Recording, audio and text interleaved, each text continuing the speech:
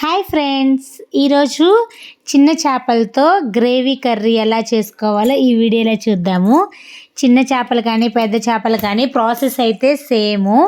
ఇది వచ్చేసి సంగట్లో కానీ అన్నంలో కానీ చాలా బాగుంటుంది.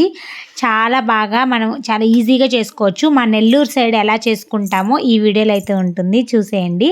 దానికోసం చిన్న చేపలు తీసుకున్నాము. వాటిని బాగా వాష్ చేసుకొని కొంచెం ఉప్పు కారం పసుపు వేసుకొని ఈ విధంగా కలిపి పెట్టుకున్నాము.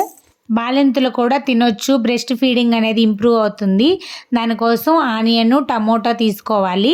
ఆనియన్స్ బాగా సన్నగా కట్ చేసుకొని బాగా ఈ విధంగా ఫ్రై చేసుకోవాలి. ఇక్కడ వచ్చేసి మసాలా మేము ఎక్కువగా జీలకర్ర పొడి, మెంతు పొడి, ఇంకా ఆవాలు ఈ మాత్రమే పొడి వేసుకుంటాము. ఇంక వేరే మసాలా ఫిష్ మసాలా అట్లా ఏం అవసరం లేదు.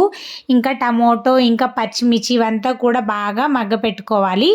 ఇంకా తగినంత ఉప్పు కారం పసుపు ఇవంతా కూడా వేసుకొని బాగా మగ్గబెట్టుకోవాలి. ఈ విధంగా చూడండి, బాగా వేగిపోయిన తర్వాత మనం ఇందులో చింతపండు వాటర్ అనేది వేసుకోవాలి.